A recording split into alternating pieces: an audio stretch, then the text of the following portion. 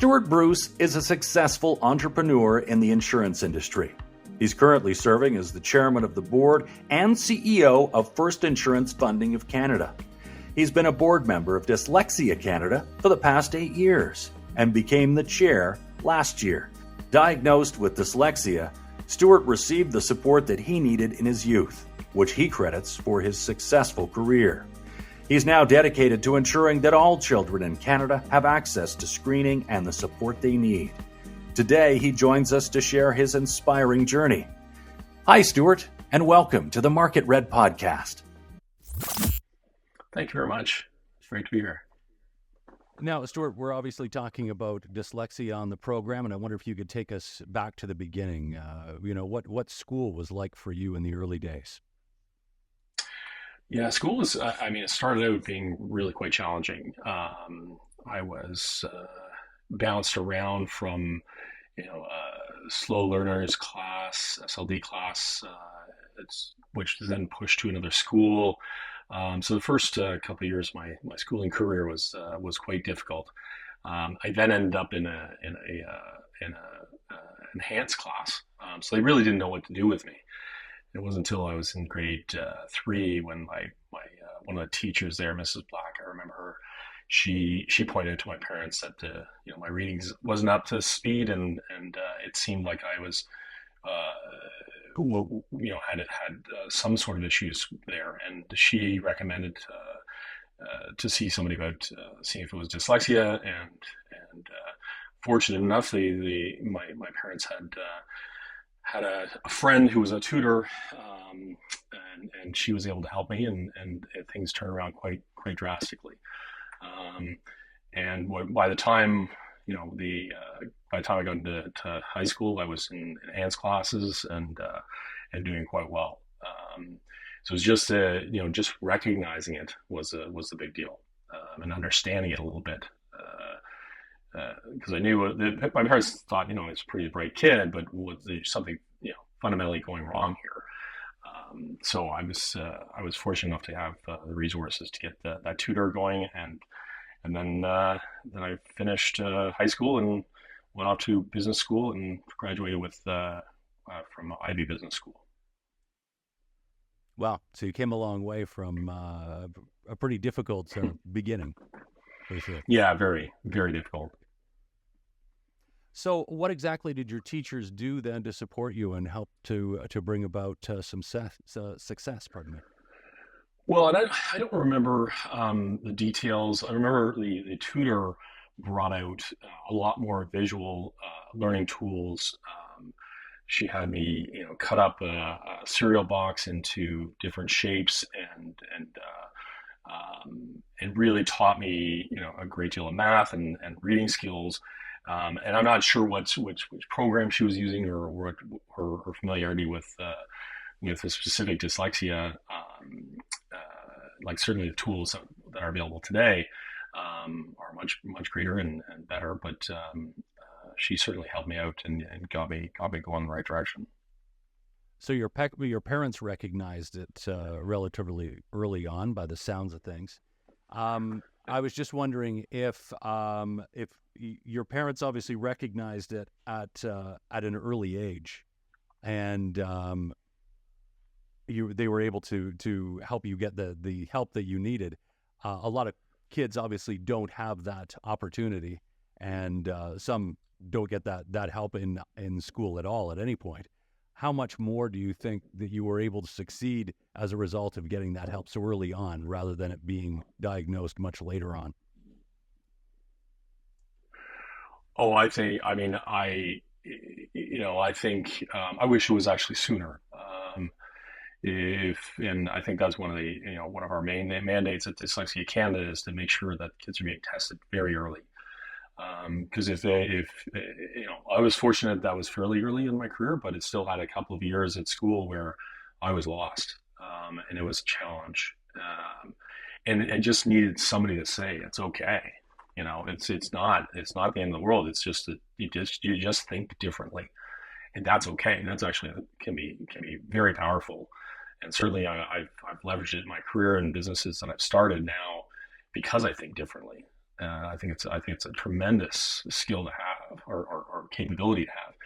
And I think if we recognize it early on, and even if the kids don't have access to some of the resources, it's just letting them know it's okay. That seems to go a long way when we hear stories about kids dealing with dyslexia. Often those self-esteem issues creep in. There's issues of confidence to deal with, and it sounds like that is really the start of solving the issue. Yeah, and certainly when Keith Gray was starting Dyslexia Canada, and he approached me to get involved, I was shocked that it was still going on. I was literally thought, no, I got through it. Of course, the school systems and the ministers of education have evolved and come a long way. Surely it's not, 45 years later, and we still are not recognizing it, testing for it. Like it was just an absolute shock to me. So I got involved very early with Keith to make sure that Dyslexia Canada had an actual voice to make some of these changes. Now, your parents recognized this issue early on, and I'm sure that they, like any parent, you want your child to be able to have that easy time in school and to be able to recognize and do everything just fine, but, you don't know what you're going to get. In this case, have your parents spoken to you about their reactions watching you as you were learning, and maybe being able to give you a sense of when they finally saw that kind of the light bulb come on, perhaps, and everything started to progress? Yeah, I haven't really talked to my mother about that, and I certainly they were upset early on, and not knowing what to do about it. And I think since the early years, they've seen me flourish, and so they kind of just got it kind of just got forgotten about, right? Because I moved on. I was able to my reading came up to speed. I'm actually a very slow reader today, but my comprehension's through the roof. So it's just different. It's just the way it is. So I think they were frustrated and challenged. But I think because because I got some great teachers early on to help me out with it, I think they kind of sigh of relief probably if I think about it now. Sure. As you started getting into business, and well, I guess you went to school. You went to an Ivy League university, you said, for school. Were people aware that you had dyslexia? Were you still affected by it to the point where it would be obvious in your studies, or were you quite open about it and would openly talk to people about it? Yeah, I really didn't openly talk about it, not really until recently. And I just took the extra time from a reading perspective, not hiding it, just recognizing that I needed more time. So would set aside that. I think, and I certainly struggled, and I still to this day I struggle with things that take longer, or reading based type research if I'm doing it and that sort of thing. That it's still hard to do today. But I didn't. I just kind of, it was just the reality, and I just kept my realizing I had other strengths in other areas, and my reading slow, and that's it's just something I gotta deal with as just personally. So I didn't really put it as I just didn't think about it much. Just got on with it. Just attacked it as you needed to, Yeah. use whatever workaround that you needed. Has it ever prevented you from doing something you wanted to do? Yeah, I think so. I think this is why I became, why I started my own businesses. Um, just not wanting to have to prove to somebody, or somebody else, or do the typical things that you do when you're when you're working in a large organization, like writing memos or things like that, I've avoided some of that stuff because I'm just not good at it. And certainly it's because of the dyslexia, but it also allowed me to focus on things that I'm great at. So so yeah, it's probably prevented some things, but it's also created tremendous other opportunities. Certainly now, as chair of the board of Dyslexia Canada, you must run into people that have not had the same opportunities as you have to get the kind of support that you've had. That must be difficult. Yeah, it's definitely the hardest part. But it's also motivating because it makes you realize that we have to get more resources. We have to get these changes made. And certainly we've made some great progress in some of the provinces. Others are a little slower, but it does motivate me to make sure that we're staying the course, to make sure we're at the stages where we want to be, and certainly Keith and I talk about this a lot, where it's just not happening fast enough, but we're changing. When you starting to change a lot of preconceived notions, and when you're changing governments and the way teachers colleges view it, it takes time. But certainly we can't have 750,000 kids not being tested and not being recognize what's going on and get resources to help them along.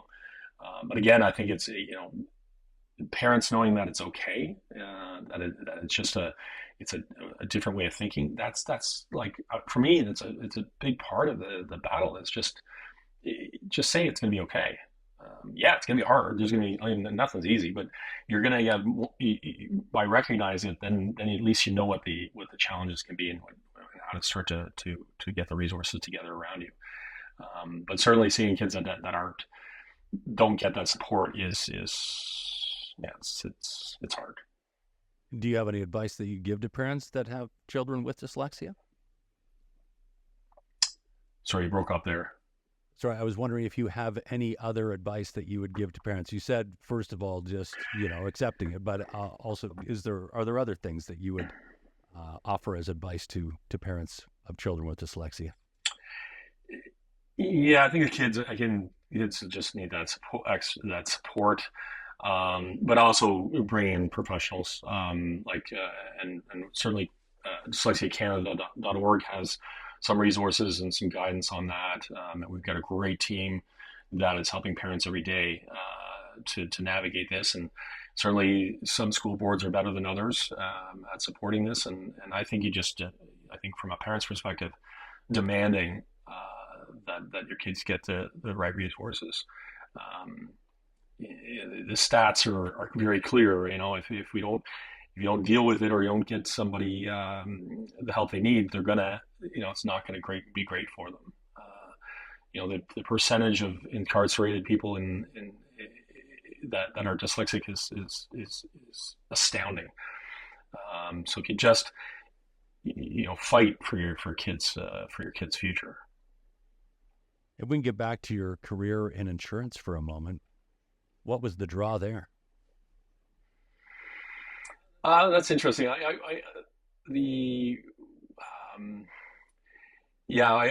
think most insurance people, nobody, the line in the insurance industry is nobody, wakes up and goes, I want to get into insurance for sure.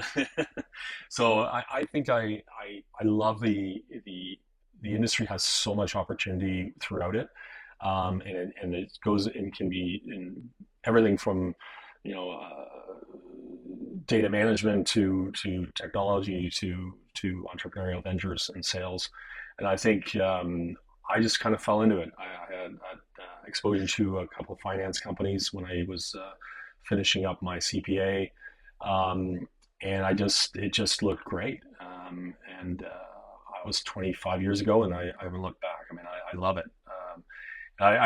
We have a great internship program at First Canada, the company I'm CEO and chairman of, and I think every time I talk with the interns, it's like, you can do anything in insurance. Like literally, whatever you want to do, there's an opportunity within insurance to do it.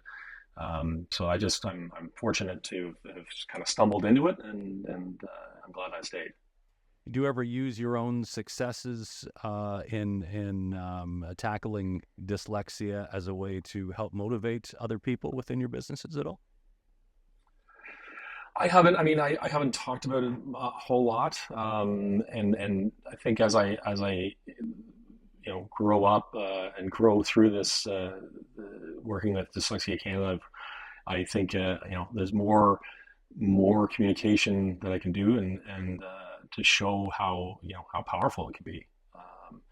I think I've had some successful businesses and some not great, but the successful businesses are born out of the way I think, and it's certainly because of dyslexia.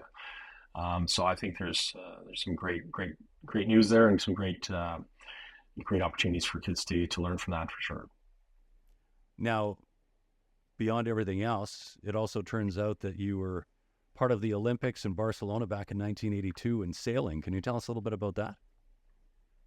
Yeah, it was I've been avid sailor my whole life, and my parents got us into both my brother and I into sailing, and we were 11, 12 years old, I think, just to keep us out of trouble.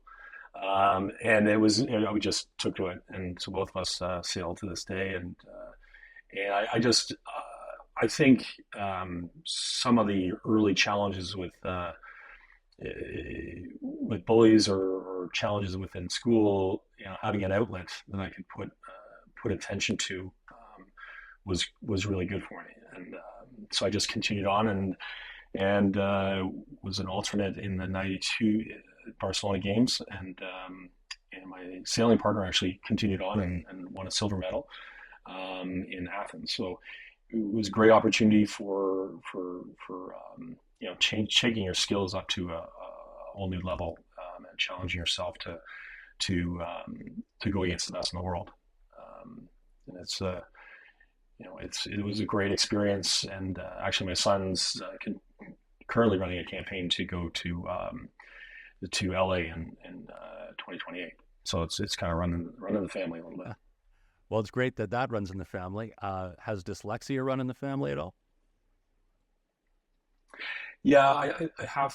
So I have two boys. My elder one, he was fortunate, or he doesn't exhibit any of the challenges of dyslexia. But certainly my youngest and I share it, and it makes for great conversations, and he can share some of his challenges with me. And it's